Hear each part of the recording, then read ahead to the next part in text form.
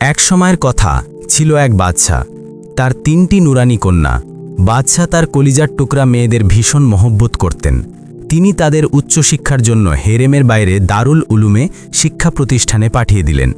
ইলম জ্ঞান হাসিল করে যখন তিনজনেই ফিরে আসলেন, এক ফুরসতের দিনে বাদশা তার তিনজনেই কলিজার টুকরাকে ডেকে জানতে চাইলেন, কার বদৌলতে তোমরা এই মুলুকে রাজত্ব করছো বেটি?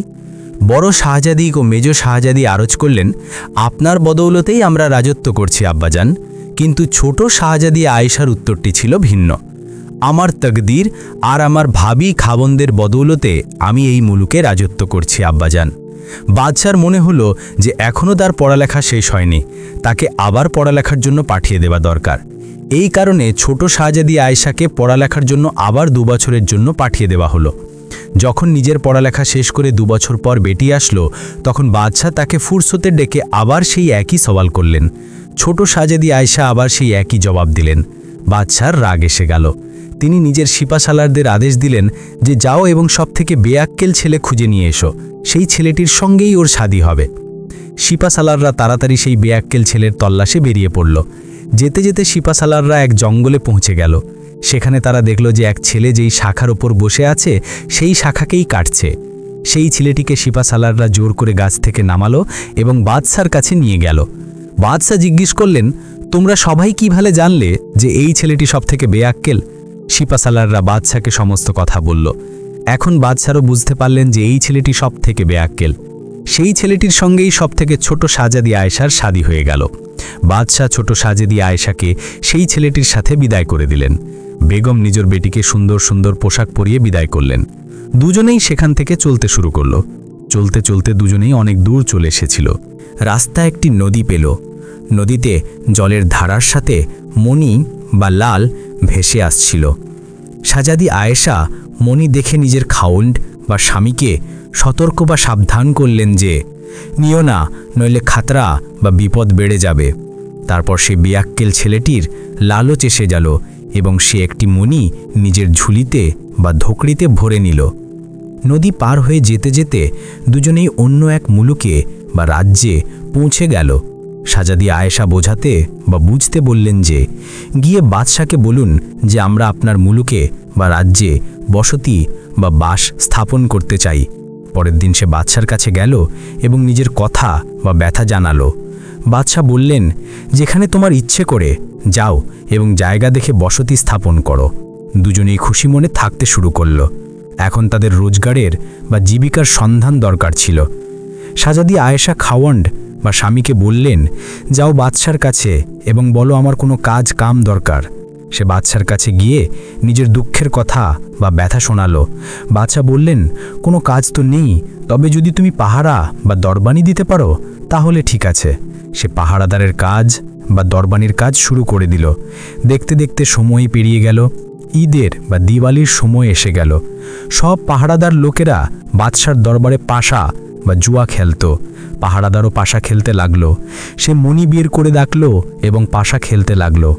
সে অনেক দিনার বা রূপা জিতল এবং গিয়ে নিজের শাহজাদি বা রানীকে হস্তান্তর করে দিল। এইভাবে করতে করতে সে 4-5 দিনে 12-15 হাজার দিনার জিতে আনল। পাশাতে জিততে দেখে পাহারাদাররা বাদশাকে নালিশ বা চুগলি করল যে নতুন পাহারাদারের কাছে একটা মণি আছে। বাদশা তাকে ডাকলেন এবং মণিটি তার কাছ থেকে চেয়ে নিয়ে নিজের শাহজাদি বা রাজকুমারীকে দিয়ে দিলেন। শাহজাদি ফাতেমা বা রাজকুমারী মণিটি গাঁথলেন বা গাঁথঘর এবং নিজের গলায় পড়ে নিয়ে পালঙ্কে শুয়ে পড়লেন। শাহজাদি ফাতেমা একটি তোতা ময়নার জোড়া পুষে রেখেছিলেন। শাহজাদি ফাতেমাকে মণি পড়া দেখে ময়না বলল, শাহজাদিকে কত হুরের মতো লাগছে। এর উত্তরে তোতা বলল, তুমি কিছুই জানো না, যখন মণির জোড়া হতো তখন আরও ভালো লাগতো। শাহজাদি ফাতেমা এই দুজনের কথা শুনছিলেন। সে বিছানায় মুখ ঢেকে বা ঘরে চাদর ঘুমিয়ে পড়লেন। বাদশা বেগম অনেক জাগালেন বা জাগায়া, কিন্তু সে উঠলই না। শেষে সে বলল, আমার মণির জোড়ার জন্য আরও একটি মণি চাই, না হলে আমি না আহার বা খাওয়া করব আর না পান বা জল করব। বাদশার একাই বেটি ছিল। তার বেটির চিন্তা তাকে কষ্ট বা শতায়েই দিতে থাকলো। তিনি নিজের বেটিকে বললেন, যে একটি মণি দিয়েছে সেই আরেকটিও এনে দেবে, চিন্তা করো না। সকালে সেই নতুন পাহারাদারকে দরবারে ডাকা হলো। বাদশাহ তাকে কঠোর আদেশ বা সখ্ত আদেশ দিলেন, যেখান থেকেই হোক যাও এবং একটি মণি এনে এটির জোড়া বানাও, না হলে গর্ত বা গড় খুঁড়ে পুরো পরিবারকে তাতে দাফন বা ডাল দিঙ্গে করে দেব। পাহারাদান বলল, ঠিক আছে, প্রথমে আমি বাড়ি যাই এবং জিজ্ঞেস করে তারপর জানাচ্ছি। বাড়ি এসে সে শাহজাদি আয়েশাকে সব কথা বলল। শাহজাদি আয়েশা বললেন, আমি সেই দিনই আপনাকে সতর্ক বা চেতায়া ছিলাম যে লালচ বা লোভ করবেন না, নইলে খাতরা বা বিপদ হবে।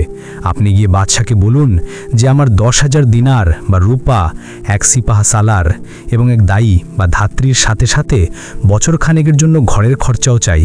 সে গিয়ে বাদশাকে বলল এবং বাদশাহ তার সমস্ত কথা মেনে নিলেন। খাজানজিকে আদেশ দেওয়া হলো এবং তার সমস্ত প্রয়োজন পুরি হয়ে গেল। সে মনির তল্লাশে চলতে শুরু করল। যেতে যেতে সেই নদীর কিনারে পৌঁছে গেল। সে ভাবল যে কেন না এই কথাটার খোঁজ পতা করা যাক যে নদী কোথা থেকে বয়ে আসছে।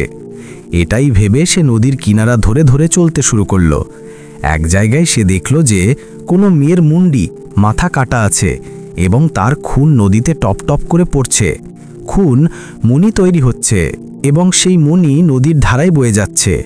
সে চুপচাপ এক গাছের উপর চড়ে লুকিয়ে নিল এবং লুকিয়ে লুকিয়ে দেখতে লাগল যে আসল কথা কি। যখন মাগরিব অর্থাৎ শামের সময় হলো, তখন এক জিন এলো এবং একটি গাছ থেকে ফুল ছিঁড়ে মেয়েটিকে শুকিয়ে দিল। মেয়েটি সঙ্গে সঙ্গে বেঁচে উঠল। যখন পরের দিন জিনটি বাইরে যেতে লাগলো, তখন শামশের দিয়ে সেই মেয়েটির মুন্ডি কেটে দিল। আবার সেইভাবে খুন ঝরার কারণে নদীতে মণি বইতে লাগলো। জিনটি চলে যাওয়ার পর সে গাছ থেকে নেমে সেই গাছ থেকেই একটি ফুল ছিঁড়ল, যেই ফুল জিনটি ছিঁড়েছিল, এবং সেই মেয়েটিকে শুকিয়ে দিল। সে সঙ্গে সঙ্গে বেঁচে উঠল। ছেলেটিকে দেখে খুব খুশি হলো। তার নাম ছিল নাজপরি, লালপরি। দুজনেই দিনভর খুব আমোদ মস্তি করল। মাগরিবের সময় হতে যাচ্ছিল। নাজপরি তাকে মচ্ছর বানিয়ে দিল। যখন জিনটি এলো, তখন বলতে লাগলো, আদম সন্তান, আদম সন্তান, ছিরু মানুষ, ছিরু মানুষ। নাজপরি বলল, এখানে কোথা থেকে আদম সন্তান আসবে বাবুজি? এই শুনে সে শান্ত হলো। এইভাবে যখন জিনটি চলে যেত, তখন সেই মেয়েটিকে ফুল শুকিয়ে জ্যান্ত করে দিত আর মাগরিবের সময় তার মুন্ডি কেটে দিত। 4-5 দিন দুজনেই এইভাবেই দিনভর মজা আমোদ করতে থাকল।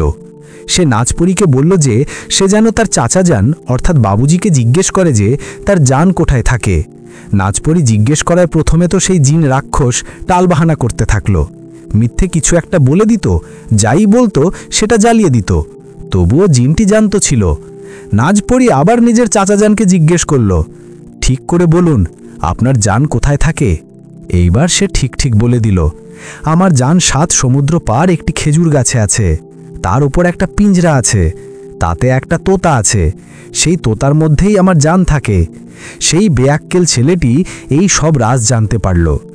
সে সেখান থেকে চলতে শুরু করল। যেতে যেতে একটি গাছের নিচে থেমে বিশ্রাম করতে লাগল। ক্লান্ত থাকার কারণে তার ঘুম এসে গেল। সেখানেই হমসাহমসির বাচ্চা থাকত। রোজ একটি সাপ এসে খেয়ে যেত। সাপটি বিষধর ছিল। গাছে চড়তে লাগল। খড়খড় শব্দ শুনে ছেলেটির চোখ খুলে গেল। দেখল তো একটি সাপ গাছে চড়ে যাচ্ছে। সে সঙ্গে সঙ্গে নিজের শামশের দিয়ে সাপের টুকরো টুকরো করে দিল এবং নিজের ঢাল দিয়ে তাকে ঢেকে তোপ দিল। এরই মধ্যে হমসাহমসি দুজনেই আসলো এবং চোর ধরা পড়ায় খুব খুশি হলো। দুজনেই নিচে ছেলেটির কাছে আসলো। সে সমস্ত হাল অর্থাৎ কথা বলে শোনালো এবং ঢাল দিয়ে ঢাকা সাপ দেখালো। তখন হমসাহমসির খুশির ঠিকানা রইল না। হমসাহমসি ছেলেটিকে জিজ্ঞেস করল, তুমি কোথায় যাচ্ছ? ছেলেটি সমস্ত হাল বা কথা বলে শোনালো যে 7 সমুদ্র পার একটি খেজুর বা তার গাছ আছে। তার উপর পিঁজরার মধ্যে একটি তোতা আছে। সেই তোতার কাছেই যাচ্ছি। এই সব শোনার পরে হামসা বা হাঁস বলল যে তুমি আমার পিঠের ওপর বসে যাও। ছেলেটি বসতেই হমসা বা হাঁস উড়ে গেল এবং হুমসি বা হাসিনী ডানা বা ডায়না ছড়িয়ে তার উপর উড়ছিল, যাতে তার ধূপ না লাগে। 3 জনেই উড়তে উড়তে সেই খেজুর বা তার গাছের কাছে পৌঁছে গেল, যেখানে তোতা পিঁজরার মধ্যে বন্ধ ছিল। সেখানে অনেক বিপদ বা বিন্নি দেখে হুমসি বা হসিনী ছেলেটিকে বাঁচাতে বা বচাতে এগিয়ে বাড়তে বলল এবং ছেলেটি তোতা ধরে নিল। জিনও জানতে পারার সঙ্গে সঙ্গে যেখানে ছিল সেখান থেকে তীব্র গতিতে বা বিড়ান ছুটে আসছিল। ছেলেটি ঝট করে তোতার ডানা বা ডায়না ভেঙে দিল। তবুও জিনটি বা রাক্ষস ছুটে আসছিল। ছেলেটি আবার তার ঘাড় বা গড় ভেঙে দিল। তবুও জিনটি ছুটে আসছিল।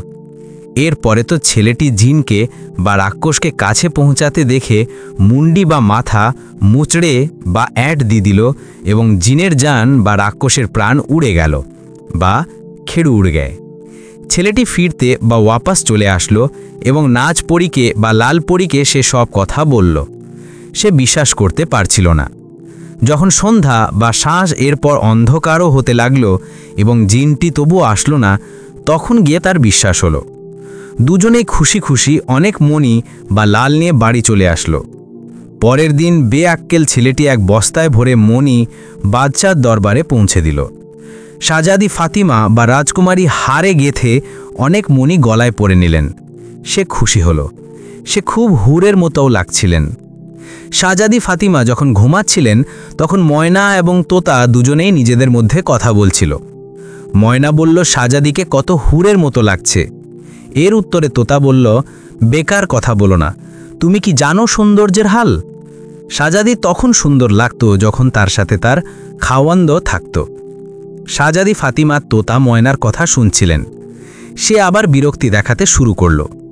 বাদশা বেগম যখন জানতে পারলেন তখন তারা দুজন তাকে বোঝাতে মানাতে আসলেন।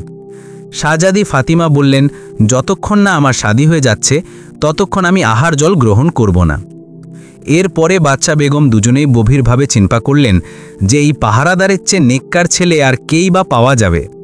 পাহারাদার অর্থাৎ সেই বেআক্কেল ছেলেটির শাদী শাহজাদি ফাতিমার সাথে হয়ে গেল এবং বাদশাহ সমস্ত রাজত্ব তাকে সঁপে দিলেন।